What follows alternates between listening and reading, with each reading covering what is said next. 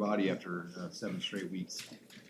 Yeah, it's part of football. You're never truly going to be 100%.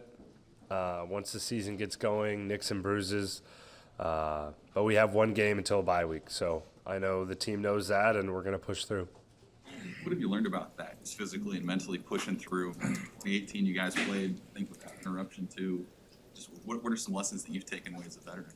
Yeah, well, each week is kind of like a building block. If you don't take care of yourself week 3, you may not feel the consequences week 4, but you probably will week 8. So continuing to stay consistent with all those things as far as taking care of your body, nutrition, sleep, all those things add up. What's the tougher part? Or is there a more important side of it? The mental side, physical side? It's hard to say. I would say that it's a balancing act. It's all inclusive, Got to take care of all those aspects. One part of that is missing, I think, it makes it a lot tougher to handle. When you went back and watched the film from Saturday, what did you take away from it, good, bad, or otherwise? Yeah, well, I feel really good about the way our team played, in all honesty. We fought our ass off. We did, battled, and, a couple mistakes on my end, a couple mistakes as a unit. But we're getting those things cleaned up, and I'm proud of the way those guys battled, and we're going to use those positive things, take away from that game, and transfer it on to Minnesota. Is there something when you have a little space now from the end of the game, besides, I guess, the obvious result, is there something that you should have done differently on the sneak, or what did you see when you watched it back with a little separation from the game? The fumble play? Yeah. The biggest thing, just continuing to be aware and hold on as tight as possible to that ball. It's hard to really see anything else there from that play. Yeah. Adrian, what do you think of that game plan on Hutchinson? I mean, you kind of verbalize what it was. What was the strategy dealing with not number 97? Yeah, I mean, he's a really good player. I think we knew going into the game he was going to make some plays, but we were going to make some plays as well. Outside of that, it was just more about having faith in those guys to handle them. I wouldn't say there was, something incredibly specific. Obviously, a player you have to be aware of where he's at on the field. I know in some instances we kept our tight end in protection. We kept our running back in protection. Sometimes we kept them both in protection.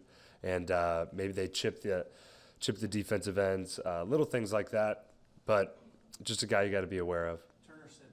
Corcoran said that some of the game plan was to funnel him upfield and maybe you step up in the pocket.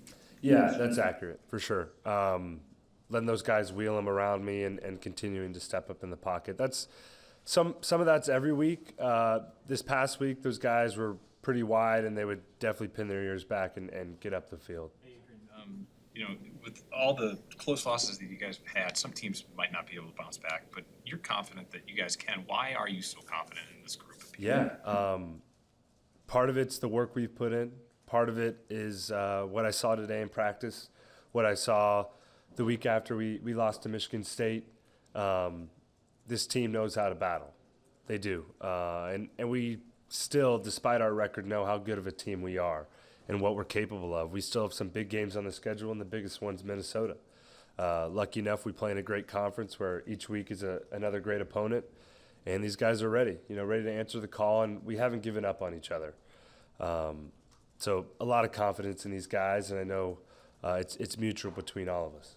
Talk a little bit on Saturday about trusting Greg Austin to have guys ready. What have you seen in particular from Bryce over the past couple of weeks? Obviously, he got benched and then got thrown right back in there in the middle of a big game. Yeah, well, he's not alone in an experience like that, and Ben Hart's well equipped to handle it. And Coach Austin has done a good job of making sure that room is really competitive right now. And I thought he did a really good job of stepping in when he was called on in this last game. And, it's a grind. It's challenging mentally, challenging physically, and I know Ben Hart's answered that call. Adrian, you mentioned that he's not alone in that experience. What did you learn from having that same last year? Yeah, it was challenging from a competitive standpoint. Obviously, like I said earlier, mentally, physically. For me, some of those lessons were different, I think, than this particular example. But for me, it's a big experience as far as learning I had an impact outside of just the role I was playing as a starting quarterback, being the second string guy for a little bit and still having that leadership impact that I was able to have on the team meant a lot to me and kind of showed I was doing some other things right besides just on the field stuff. You also mentioned that you think Bryce was cut out for this or whatever you just said. Why is that the case? Yeah, he's tough. He's a tough guy, and he wants it. I truly believe he has a passion for football and a passion to be a great football player. So he's going to make it through it. Adrian, in what ways have you guys grown offensively in having the ability to run the ball early in the game and use that to set up the pass, as opposed to needing to be able to loosen things up with the passing game to start and set up the run? Yeah.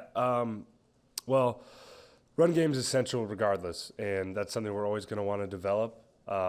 We've definitely grown in our ability to have big plays throwing the ball, and I think the option game and some of our running game has played a critical component in that, and the play action from those same sort of actions. So this defense has had success against you guys the last couple of years. I know you didn't play in the 2019 game you did last year. What do they do? Maybe that can be tricky or frustrating, and what do you guys have to do to counteract that? Yeah, well, they're a group that flies around. They're physical. Nothing that's necessarily new in the Big Ten, but I know they're going to be ready to play. They always have been, and they've gotten our number the last couple of years. I won't get into the crazy details of their defense, but they're a good group, and they're going to be physical with us, and we have to respond and execute. It's your fourth year in the Big Ten. I know you've only played 4 games in it, but is this the best that the Big Ten teams have been based on what you're seeing from them? I'd say so, yeah. It's a little tricky. I've gotten into this discussion before, freshman year, the way I viewed certain players or certain teams.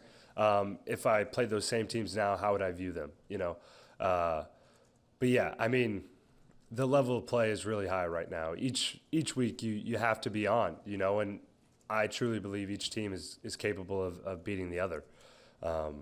So it's a tough league. It's a fun league. You guys are playing better than you did in 2018 by some margin, you'd agree. And yet, 100%. And yet you guys have fallen short in some of these games. So does that tell you something about how much better the league is, that you guys are playing better than you did back then and it's still not quite enough? Yeah, I would say so. But also, our team is a really good team as well. And, I know you guys have heard it a million times, but a couple of those plays we get cleaned up, we could be in a different spot. Adrian, your teammates have really praised you since the game ended Saturday night for just your toughness and Turner saying you're a tough son of a bitch. Yeah. What does it?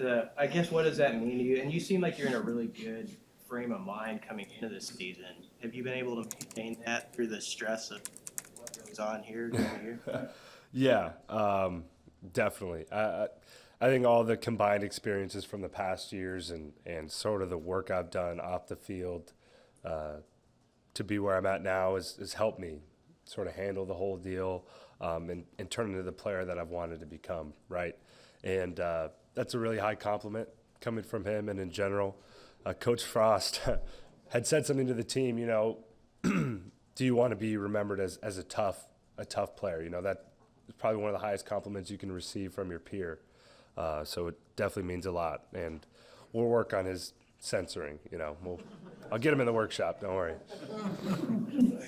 Hey, Adrian, do you ever think, though, in your private time about how maybe you deserve a better fate? No. That'll be for a later date, and all you can do is work your tail off, continue to work, continue to push forward, and have faith that things will work out, Prepare, work your tail off, and let the chips fall where they may. And at the end of the night, I can lay down knowing I gave it everything I had. And And that's what it's about. That's what it's about for me. You think a guy would say, what's a guy gotta do? Well, you know, we'll see. You know, there's still some time left. All right, thank you, Adrian. Love Austin Allen next. Thanks. Thank you.